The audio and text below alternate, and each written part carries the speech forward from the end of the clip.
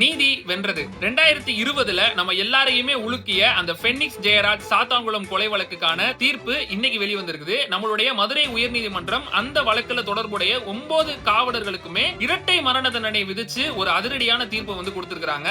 இது மட்டும் இல்லாம அந்த வழக்குல தொடர்புடைய ஸ்ரீதர் என்கின்ற ஆய்வாளருக்கு கூடுதலாக 84 லட்சம் ரூபாய் அபராதமும், பாதிக்கப்பட்ட பெனிக்ஸ் அவர்களுடைய தாயாருக்கு 1,04,00,000 ரூபாய் இழப்பீடு வழங்கணும்னு ஆணையும் பிறப்பிச்சிருக்காங்க.